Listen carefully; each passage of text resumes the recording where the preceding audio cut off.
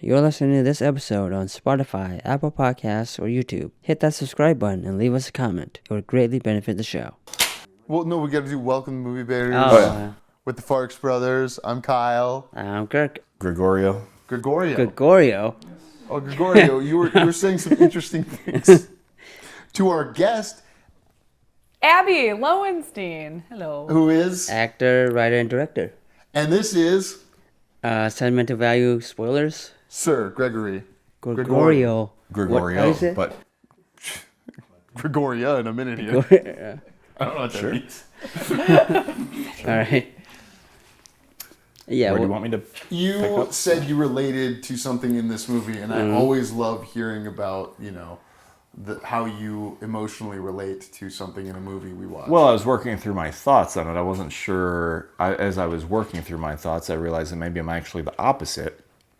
But you have a character who can't connect with. It seems like who can't connect with people other than through very specific. I related to that only because that's how I, in my day-to-day work, like film, shooting corporate video, that is the only way I often meet people. It's a little bit different. It doesn't. That's what I'm finding. It doesn't really. It's not the perfect analogy because I will meet a lot of people. I'm doing air quotes for those who can't. For those who can't see me, which is everyone. Yeah. And it's on purpose. Well, but anyone watching, it's by design that I'm not on camera. Yeah, they do. At this point, they ought to know. It's a way to you're meeting a lot of people, but you're not connecting with anyone because you're just stuck behind a camera. But it's so it's kind of the same in here's the only way you end up socializing and connect and meeting people is by doing filmmaking, but it's not really filmmaking what I do at 9 to 5. But it's still different. The diversion there is that I still don't. I'm even worse off than Gustav because I don't connect with people either because I'm hiding behind a camera. So that's what I'm putting together right here. We were talking I was working through it. So. Art to fill a hole, but you said something that no, it's not filling a hole. It's. I think it's just people want to strive for something. I think or improve, get better, achieve goals. That's how I view performing and acting and the things that we do. It's not. I don't perceive myself as looking to fill a hole that is empty. It's this is the thing that I'm the most passionate about, and I'm always trying to be better at it. So that's why I push and push and push. And I think you could perceive that as trying to fill a hole or a space, but I kind of don't. What I think is maybe a pivot on that idea, could be a different idea, I'm not sure, is that they say in the movie, art expresses something that could only be expressed through the art. This is from my perspective, I could see I cannot stand saccharine, mushy type things like that. I realize saccharin's a little too much of a, big word. Sorry. I know what you mean. No, I'm not worried about you. I'm worried about how my being perceived as a jackass, which I am. Got it. In Vietnam, they don't know saccharin, which is thanks again to all the folks in Vietnam that are listening. We really love to post the numbers. It made us feel good, so thank you. But, Yeah, keep it going. no, but I could express a feeling that would come close to that, something mushy. Yeah. But when I've had a comedian come up to me at a festival and go, "Oh, so you're not like you are in your movie. You're actually you act like this, nice, caring person, but then you're a dick interpersonally, but your movies aren't about dicks." That's great. Oh my. Wow, he said that to you? Yeah, you were there. I don't remember that. I I don't think he was that blunt about it. You weren't. No, you were not in that blunt rotation. That was Justin Lerbucken. I knew how to say it 3 episodes ago. Yeah, so I got to come on the show, Justin. Were you grossed out by what he was doing? I called it to my wife cheating on his daughter with a surrogate daughter. Was I grossed out? I was grossed out by it. The feeling that I had was not gross. Okay. I was sad because I saw, because we're in the spoiler section, Yeah, right? you can say whatever you want. So within the context of like what had happened before and then what happened at that restaurant when he was like the mom dies, he comes back. To me, my interpretation of like him coming back was like, and then like meeting with his daughters was someone who probably has a lot of regrets about like how everything had happened before. And his way of like trying to reconnect and reach out was like presenting her with this script. And then when he made like the decision he made to pursue it, you know, without her, the feeling that I had was sadness because the reason that I like movies like this is because they illustrate what I feel like is are real flaws and real decisions that people make and the consequences of those like decisions. And they're not like you murder someone and so the consequence is that they're dead. It's you make a decision to pursue a film which is ultimately going to better your career without your daughter, even though you wrote it for her, and the pain that comes with that, and like the subtle interpersonal things that ripple out like because of that. And those are the types of relationships and like the things that I'm fascinated by exploring.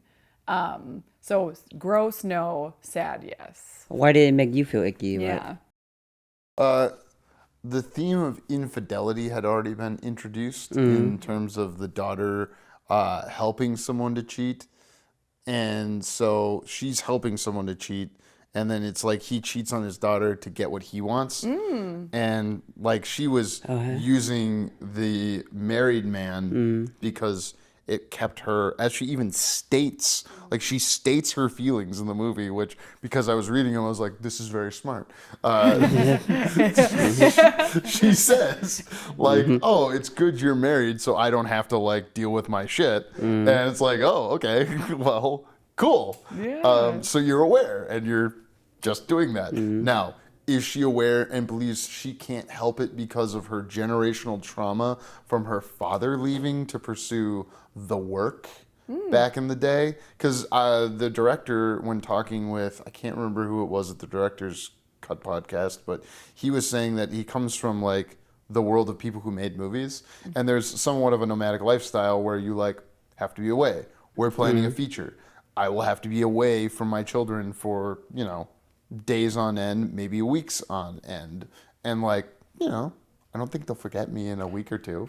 Yeah. But like if you were doing that consistently because you need to work 30 weeks out of the year because that's when you make your nut for the other 22 weeks of the year on productions that take you away from the home. Yeah. That's how that works. Yeah. Wait, so what's icky about him connecting with Ella's character? I guess speaking as a father of two daughters, to cheat on yourself to form the relationship that you want with somebody else because you're not willing to do the work to fix what's wrong with your daughter. I would argue he is trying to make the work. He wrote the entire script for his daughter so that she could He get did that the for himself. It's a two-sided sword, maybe. Yeah. So I think the really interesting part is that you get to see the journey. You get to see the bad decision of him.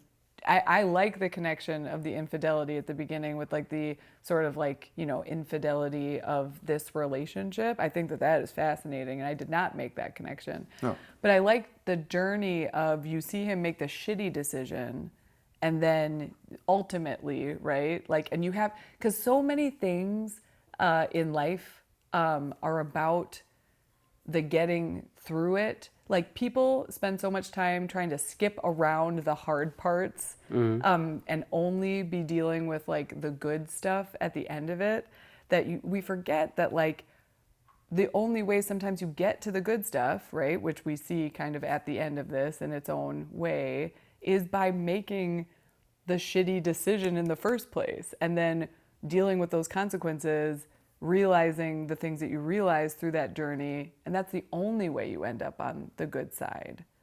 That's how I interpret like this and, you know, like a lot of other things in my life. Well, like Gregari, That's why I make all the shitty decisions I make, because Right. I'm just confident they're going to lead to good It things. will, Yeah, eventually. You'll learn. In 15 years, that shitty decision I made. I don't know. No, it will. I relate to Gregario. See, I got the name right. Yeah. In that I relate to Stellan Skarsgård. His character is Gustav, excuse me. Again, father thing, but then and like he's working through his shit of why did his mom kill herself? And like the movie goes, well, maybe it's because the Nazis took her away, or maybe it's you know, we don't know. Yeah, yeah. And like, okay, so the conclusion of the movie is by getting his daughter to reenact his mother's suicide in the movie, that's him dealing with his shit, and now he's going to be able to connect with his daughter. So that's kind of fucked up and it grosses is. me out. It is. As emotionally grosses me out. Not Yeah. like grosses me out in the other gross ways we can think of. I know, and that's like the stuff. That's like the imperfect ways that we relate to each other. Like, that is maybe the upside. And how fucked up is that? That is the upside, but for them, maybe that works. Like, maybe that is the connection. Maybe her reenacting his mother's suicide in the film that he wrote, like, for her, which also includes, like, stuff about her life. Like, I don't think anyone would argue that that is a healthy way, right? To, like, interact.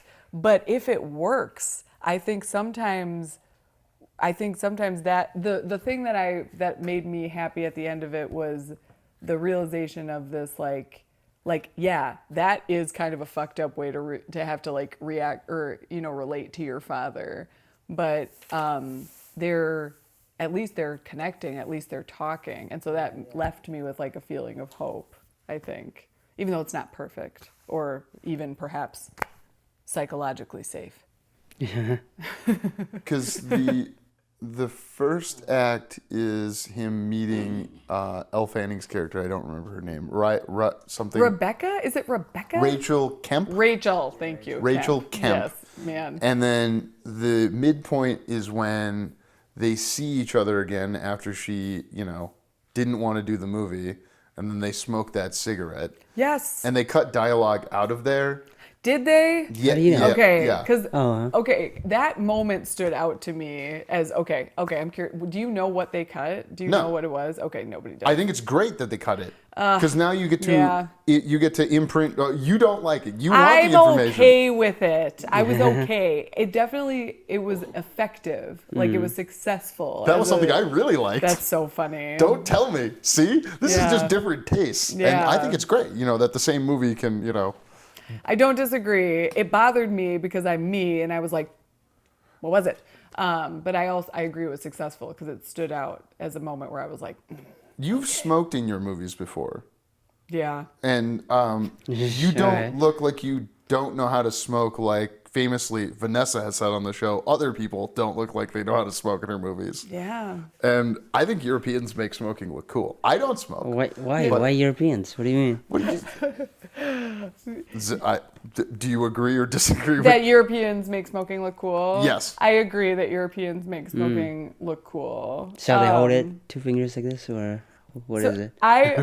So smoking culture is really funny to me. I'm going to China, and the thing I'm most excited about is to watch all of the Chinese men with the cigarette that's dangling just attached to the lip on the side. It's like the moment I see that, I'm gonna be like, I know where I am. But yeah, so you got the this, you got the this, you've got the dangle. Like there's all different ways. Thanks for saying that I look like I've smoked before. You're Your right. acting was good. Was all I meant. And then in other It's like telling my business. I am not talking about your business. I'm just saying. Just a little. You did That's it. okay. Those that know. She winks. Yeah, it's a visual medium. That's great. So did anyone disagree about smoking looking cool? It doesn't. I don't understand Don't how. smoke, kids. Yeah, don't smoke. And Yeah, if you're listening to this, kids, you should be listening to this. This is explicit. I don't know. Yeah. But I don't understand the correlation. Why does Europeans make it look cool? Because they don't have the fatty foods over there, their vice That's is anything with smoking. smoking. It's the context, right? Context. Because you've just been listening to these beautiful people speak a beautiful language in a cottage, and there's mid-century modern furniture around, and everyone's in wool. I can't imagine smoking a cigarette silently with one of my parents. That tried? because I can't stand my father either, my adopted father. But we're the Farx brothers. We have the same parents. Heard. But like, I just can any of you Smoke? Wait, My parents? No. Wait, like what? could you imagine after a big fight with one of your parents as an adult, you and your parent just standing outside smoking silently and like showing that it's all okay now? It's not, but it seems like it. Oh yeah. So truth of the capital T, capital T. Lived experience, right? And I hope to get to know each and every one of you much better, to know what your lived experience has been, to know whether or not you will relate to this. Yeah. But like when you experience deep trauma, like if you go through something, those silent cigarette conversations become easy to have. Like it's just like I have had one, and it is there, but they come from somewhere. I don't think they like come from, I think we will have to cover a traumatic experience in your interview that people can now look for when they get to that segment. Don't you love how I do this? Yeah, that's See great. these things Well, I was gonna say, I mean, since you don't like your dad right now, you could smoke in silence. I don't know. I was gonna say maybe that counts. That counts. Maybe it's the yeah. angry cigarette. It's just really fast. It burns super quick. Adopted Mama Farx texted this week because of the picture of Jesus was too much. He's not Jesus. He's not Jesus. I thought I was a doctor. When really they told him tell him the photo was doctored, and he heard that. And I was a doctor. Yeah, I heard that there. But that was too far, so that we're making the dad. Well, at least there is a line somewhere. I don't know why it wasn't. It kind of goes. I don't like know why this. it wasn't a fucking decade ago, but okay. Whatever. So everyone Better late gets than along never. with their parents at different times in different ways. Yeah, and for different reasons, I think, right? Do you believe in physical media? Do you own any? How to Like- pivot. Like, It's a wild pivot. Yeah. oh, like DVDs. Do I believe in physical Do you media? own any physical media, Abby? I have Are you- books. You have books? I have lots of What's the books. last book you bought in this store? It's called "Don't Let Him In" Oh, the by Lisa vampire one? Jewell. Tell me about it. It's about it's a horrible. I mean, so I liked it. I like to read. It's a mystery book, and it's about man. It's like from a bunch of different perspectives. A man goes through his life treating women terribly, taking their money, like going after widowers, and then you like discover that he's the reason that they all have dead husbands. Boo! Spoiler alert for Lisa Jewell's "Don't Let Him In." It's not a book you'd recommend, hence why you just spoiled it. Yeah, so the thing is, I don't particularly love her as an author, but I can like consume those books in like 2 days. It's just like one of those things, just like an easy read. So yes, physical media, I have a lot of books. I didn't like Big Bang Theory, and I'd often consume it all very quickly just to like. Why? The because show. It was the most Yeah. popular show on television. at But one point. you binge watch a show you hate?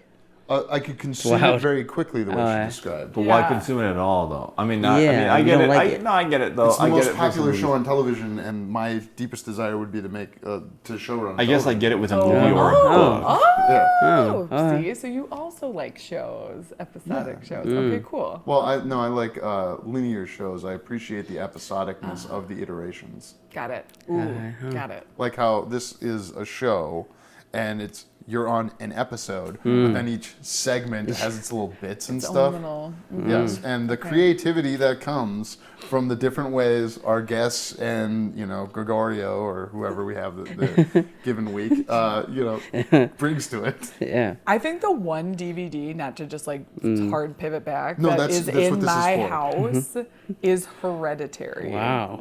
Fuck yeah. Heck of a movie. Okay. Yeah, because talk about a movie that made me ugly cry so hard that I got mad. Oh, wow. Like, and then I did not talk to my husband for like a half hour because he was like, we should watch this movie. And like, he knows me. And we watched it and I was like, I'm never talking to you again. It was with it, whatever, we can't spoil it, but whatever happens within that first 20 minutes, I was like, Yeah. Oh yeah, so good. the rage that I felt. Anyway, that's that movie. I looked that actor up today and what she looks like today, and it's funny.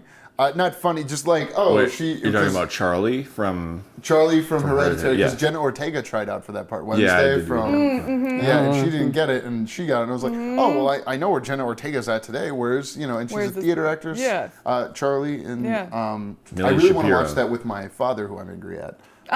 It would help. Yeah. I think it would help both of us. Yeah, you'll feel something. You'll both feel something. Did you watch Midsummer? Yes. Oh, what'd you think? I felt fine. Oh, really? Even with the Yeah. opening, like it's not the very first thing, but like the whole, like the hose in the house, like Yeah, I felt fine. Oh, really? With Okay. that. Yeah, The there was murder, something very suicide. specific about the beginning of. It's because we call it Harry Terry in my household. Harry Terry. So yeah. Well, the suicide themes of this, we already talked about the mother, but then what's her name? Nora. Nora, thank you. So, don't kill yourself, Nora. The world is better with you in it. She's a fictional character. Yeah. Character. I guess I don't know what, did this movie handle suicide well while you're thinking everyone, or a better way to talk about suicide as it relates to this movie? It's interesting to me that, Gustav, I don't think he knows why his mom committed suicide, and I think he's trying to figure it out. Yeah. And his life has been dedicated to figuring that out, but it's not a healthy As a thing. filmmaker, you think? No, just as a person, and I feel like you can't answer that question, And Yeah, because you never know. you'll never know, and it's not worth trying to figure out. Because look at how it ruined his relationship with his daughter, would be my argument. Well, doesn't his daughter figure it out? Or do you think she doesn't know either?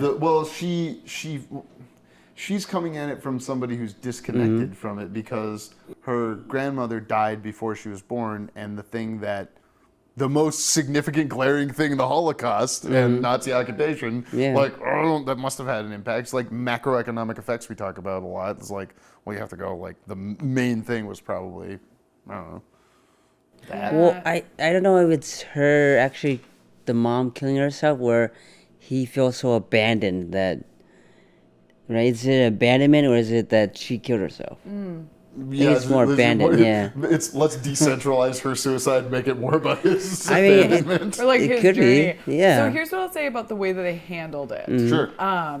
I thought that the stool joke was hilarious. What was the stool joke? The IKEA stool? So when Elle Fanning's character is sitting on the stool and he's in there with her, and she's like, "This is where she did it," and he's like, "Yep, she used that stool," and she stands up and Yes. freaks out. Yes. And then later, he tells his daughter, I told her that she used the stool. So that I feel like is an example of them talking about suicide well, of them handling that topic well, because I think you've seen Look Back and Laugh. I have, and you have Okay. suicide in there, and it's Yeah. And so Look Back and Laugh is a true story, like a fictionalized version of one of my good friends who took her own life. And the further I am away from that experience, and even I think when I was immediately going through it, the thing that struck me is that there is no one thing, there's no one way to navigate it or feel about it. It is hilarious, it is devastating, it is makes you so mad that you want to chuck something out a window, and then it's relieving, and it's all of these things just wrapped up into one. And so I personally thought it was really cool to see them make that joke at that moment in the film, with the huge caveat, I'm going to say this to the camera, that there's no wrong way to experience or go through that journey. You the way that you feel is the way that you feel about it, and it's valid and respected. It's just, for me, I'm someone that deals with hardship with humor a lot, and so I was like, this was that like really worked for me in that. Thank you for reminding me of it. It definitely was something I like. You guys all found that funny, right? Yeah, I thought so. That was funny. I told her that was the stool. It wasn't the stool. Yeah. Didn't it come from IKEA? Yeah. They're like, and she was like the IKEA one. So Yeah. to draw a parallel, though, okay, so suicide with the mother, suicide with the daughter. He's clearly struggling with alcohol as like he's killing himself in a way. Yeah. And like he's in the hospital at the end because he like I don't know what you would have had to drink to go. Alcohol poisoning or something? Yeah, alcohol poisoning. Probably one of these. That's Yeah, not, we can't say it. It's our sponsor. The sugar would kill him before he would drink. Before the alcohol. He was drinking something that could light on fire. That would just like attract ants over time. That's 13%. That you wouldn't light on fire. It needs to be over 50%. Oh, well, I gotta work up to it, but I knew someone who was a moonshiner. Sorry. Oh no, but you were saying like there's parallels between like how people are sort of treating themselves throughout the course of the movie, which I think is interesting because I, as someone who's been in therapy for a really long time, if you're familiar with the concept of like a self-destruct button, everyone's got one. Some people's are bigger, some people's are smaller, and everyone is always just sort of going like this at all times. And Finger over however it, close you get to it is sort of where you're at. So the portrayal of that to me is always very interesting. I was watching Ilhan Omar on Adam Friedland today, and they brought up therapy. On what? What? On what? Adam Friedland. Adam Friedland. Oh, I don't know who that is. I've sent you a bunch of clips. Doesn't matter. And they were he was trying to sell her on the idea of therapy, and she was like, "I'm not here to talk about therapy," Which is fair. which, well, they're both immigrants. He from South Africa. When you look him up, it's true that he is. He was like, "Well, that's such an immigrant thing." Of like, he was making the joke. I am just repeating Adam Friedland's joke to be clear that immigrants are less bought in on therapy. So while I am not disagreeing with you, I couldn't get out of my head hearing that my congressperson and Adam Friedland, talking about this and relating it to the diaspora they feel as immigrants, and so, God bless it sounds. No one's going to therapy in this movie. Not directly, yeah. Not that we see. Yeah. I bet the younger sister is. Yeah, maybe. Or the older, no, Nora's the older one. The younger sister, who I can't remember her name, I bet she is. Yeah. That would track for me. A little backstory. Well, isn't her. the art her therapy, like doing the acting and then going on these retreats? Nora's, but Nora's the the younger actor. sister who's like has the kid. Oh, she's younger? Yeah, she's the younger so one. she's the younger one. Oh, okay. Yes, because that's in the scene in the bedroom. She's like, "What was different about, like, how did you?" Nora goes, "How did you get out of this without being all fucked up?" And she's like, "Well, the difference is I had you," because she was the younger That's sister. right. Yeah. That's right. When they hug each other in bed. Yeah. And like, see, that's where I'm like, this isn't relevant. This is not a debate topic. Like, I'm touched by that, but I can tell that it's outside of me because, like, I hope my daughters have that kind of closeness. Not a trauma for me, I hope. But I mean, everyone, we are each other's angels and demons.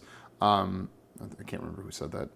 But like, it's not something I relate to. Does that make sense? Even with your two brothers here. Yeah, or your We have sister. never held each other and said, I we care hugged. about you. and had- Excuse me. No, it's a great point. Yeah. I can't even imagine Nick and I hugging each other. Wow. I'm trying to imagine now and us just like bumping into each other. We would do like the Step Brothers thing at the end with Adam Scott, where they Oh, yeah, where they they're go like punching each other, yeah. they do. Yes. Yes. There it is. And you have to start somewhere is the thing. You have to start somewhere with the physical connection. But I get that. I do think there is something different about a sister and sister relationship than there is for brothers. That's for sure. For a lot of different reasons. Yes. Yeah. And you guys want to counter on any of those things or? On the relationship? Yeah, I had do we want to argue about Stellan Skarsgård was the lead and he should have been nominated as? He wasn't nominated? He wasn't? No, he was nominated, but in Best Supporting, and I would argue he 'cause should have been in lead. Oh, okay. And he was the front runner for a while, and then he... Dang, okay. Yeah, he Strange. should have been nominated as lead, is my point. Yeah, we're not going to argue about that because I agree. Yeah. I don't know. So Nora, the gal who played Nora, was nominated as lead? Or She was was not? She was nominated as lead, and then Okay. the younger sister, and Elle Was Fanning were both nominated as supporting. And then he was nominated as supporting. In the men's, yes. Interesting. Was there? No, was I there- think he was the lead. Yeah, I mean, it seemed. What did they actually nominate a different actor, male actor, as the lead? No. So they just. They just were like, It was just like. It's the Javier Bardem thing. Oh, okay. oh yeah, no, that's kind of a bummer because his performance was excellent. I really was drawn in by that. So that's kind of a bummer. And he's got 2 sons in the industry. I know, yeah. But it's like, I guess to the extent that you care, that a person would care about nominations like that. But I assume that it matters. Oh, well, Yeah. he'll get a bump on his, his next couple of movies Yeah. from that. Good for him. Yeah. We already talked about infidelity. Sorry, I feel like I'm not good at arguing because I'm just No. like, yes, No, tell it's- me more about why you feel like that. You're good. I had a fucked up thought that I was going You to wrote bring up down? because, Oh, like, yeah. well, no, like, I can't Go find ahead. it in my notes, but basically, like, are the Nazis worse than, like, people who are flattening buildings today? Because, like, the Nazis, like, slowly look at them and we see, like, pictures of torture and stuff like that in the movie. And it's like, which is worse? Pressing a button and, ooh, I flattened a building. There were women and children there. Or I'm going to slowly torture this person over time. Like, that's something the movie made me think about while I was watching it because, I don't know, the world. Yeah. And, like, I think, to be clear, both things are bad. I would like to minimize them. Yeah. But, like, which is worse over time?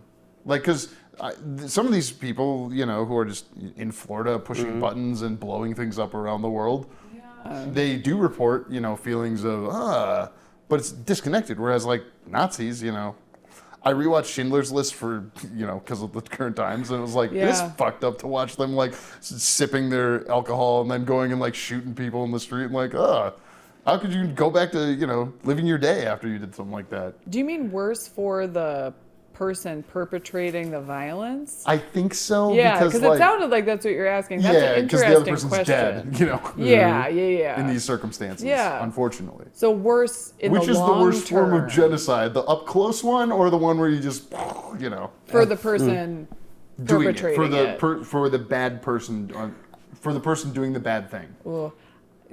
So I'm not going to not answer your question, but I had a really similar conversation with somebody related to, I may not answer your question. Okay, similar conversation with someone related to the ICE agents who participated in Metro Surge. Yeah, like All what do we of do with these them after this? Well, it's like all these young folks that were sort of brought in under the guise of like money or like, what power or whatever it was that our military industrial complex uses to basically just, 57 cents of every federal tax dollar Yeah. you pay goes to the... yeah, just like whatever it is that they're doing to sort of entice people into these roles. And I am like, at some point down the line in the next, like, I don't know, 15, 20, 30 years, we're going to have another reckoning of these people who have realized the harm that they've done. And what are we going to do? Like, it's not to elevate their experience beyond the experience of the people who actually experience the harm, The right? victims versus But the it attackers. is like, yeah. it's just like it will be a enormous clusterfuck. And so the answer to your question, we may actually be able to look at real history to figure out what it is. Because like, yeah, what were, I mean, besides just like, knowing the trials and all the things, like what were the effects of the people who were part of the Nazi party who like did those things, like how did their lives turn out, and They then, drank a lot. That's and one then of the things so we know. when did we start doing proxy wars? Like when did we start doing like Vietnam, like Korea. So, and I know how my grandpa experienced that and like turned out like, when proxy war is probably not the right term. When did we start doing wars? When people could push a button and have the thing like do World War II, yeah. Yeah. So like we do see how that plays out in like what happens in this country in like homes, in businesses, in under capitalism. So like I think we have the answers, and the answer is it's all bad. It's just maybe not worse. I'll maybe relate there's it to different ways. I'll relate it to the movie in a way I don't know if you'll agree with. Okay. So like obviously we're saying people who were victimized during Operation Metro Surge bullshit thing, they're victims, and the perpetrators are, you know, people. They're still people. They're guilt. They need to be assessed for what they did. Mm-hmm. Those things aside, it's kind of like a parent-child. Like whatever the parent does to the child wrong is the parent's fault. It's not the child's fault. And we see that here because like Gustav and how he's treated Nora, you know, creating a chaos in their home as when she was little, and now she's having this reaction as an adult. But we still care about Gustav. Mm-hmm. And we like know, like, hey, what was the fucked up shit that happened to Gustav? Because his mother killed herself, and she experienced, you know, the Holocaust. And, you know, to relate it back to your Metro Surge thing, I wonder how many of these younger folks, you know, I was in high school during COVID, and then I didn't get to have that experience and the, you know, passing of my, you know, I didn't get to have a prom, I didn't get to have a graduation, and so now I've just been floating in life like a ghost since I found something with meaning. Hey, here, go, you know, beat some people up. A guy with a stick at least has a mission. They can. I think there's a difference between signing up for it. I could see that for like signing up for it, and like yeah, I'm just gonna go whatever. But that's different than the ones who actually are like the ones like shooting people in the face. Yeah, no, of course. You know, like I don't care. Like, you didn't get a high school experience because of COVID. Oh, boo fucking who? Fuck you.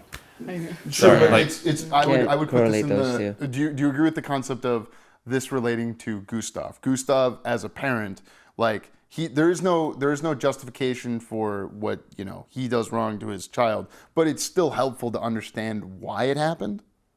It's helpful. I like understanding things, but that doesn't always mean that once I understand it, it's going to be okay. Yeah. And to Abby's point, we're going to have to deal with this at some point.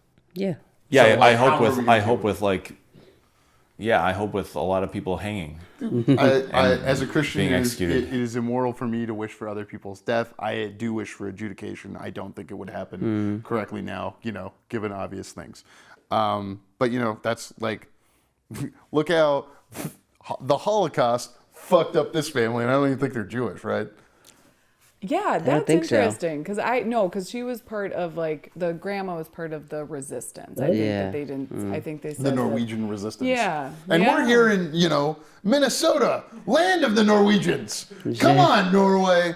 Let's see those numbers go. Yeah, wow, all right. Didn't you like our scintillating conversation? Sorry. Yeah, no, it's very, it is interesting. Like, I see the two as very different. I know you're relating it back to the movie. The two I see as different because I actually do think that there is room. So when we're talking about a parent-child relationship, not a military fucking occupying force, they can go fuck themselves, truly.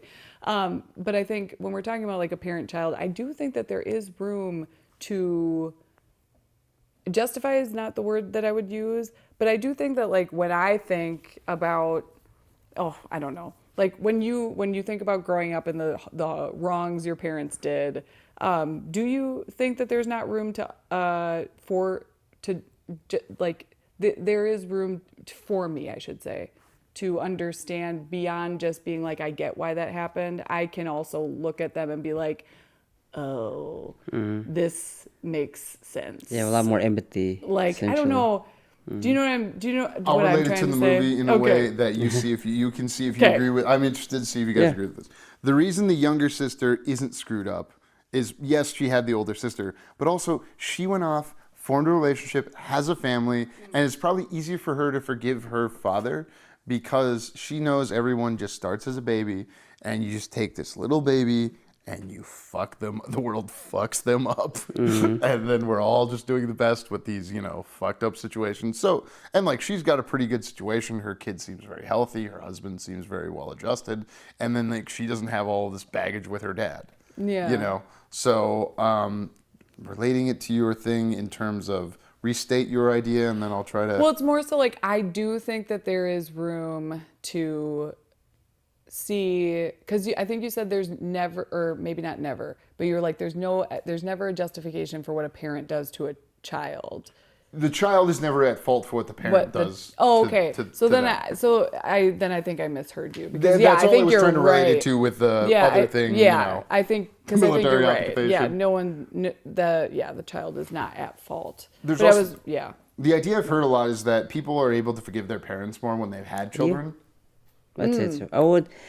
Yeah, I mean, it's hard to equate military orders and Nazis. That's a hard thing. I know. I think we have to toss it because we can't equate them. Parents, I think they're trying their best, and the child can understand that eventually, but it takes a lot of work. Yeah. A parent and a child has to both be willing to do the work. I think they are in the movie. He's trying, and now she's forgiven him enough to try and be in his movie. So, yeah. Do we want to debate Rachel's decision to leave the movie at all? No, I think she thought she wasn't the right person for it, so it happened to most people, and actors. That was part of her character I really liked, was that, they kind of tried to paint her as this like Disney-fied, that's where she came from. And you wouldn't think she's kind of subverting that expectation that that kind of character would just go for it no matter what, because she knew it was going to get her whatever. But, she did realize she was the wrong person for the role, and she gave it up, which I thought was kind of cool. What I don't like about it narratively is that it makes Gustav then, he didn't do anything to learn. Things happened to him. Yeah, I think that's really fair. Yeah. He didn't make a decision to then reconnect with his daughter. It sort of occurred. But maybe that's the point. Maybe that's part of it too. That it's so imperfect that he didn't even actually do anything to heal the relationship with his kid. It adds to sort of the layers of that ending of the good stuff being sort of more cloudy than it even is before. Does that make sense? He drinks himself into oblivion after that. Yeah. But you don't consider him selling the house being part of that growth or Well, selling the house is the narrative thing that Nora needed, because she's into doing the movie when he first proposes it, but then when he says he wants it to be at the house, she's like, no, I can't be a part of this. Yeah. So then him selling the house, which I guess is the representation of their generational trauma. Yeah, they're both letting that go. And they're letting it go. Okay. Yeah. Yeah, maybe. Thanks for helping us get this movie. Abby. Do you want to say anything to tease your interviews? Does anyone have any other things that I... This is the moment where I tease the interview that will happen later. You should stick around for it. Yeah, definitely. That works. She's got an exciting story. Oh, wait, there's exciting where incident. I share too much about my personal life. No, just enough about my personal life. That's enough. Great. See you guys there. Bye-bye. Thank you for listening. For more JK Productions, find us on Instagram at JK Productions Team and on Facebook, JK Productions MN.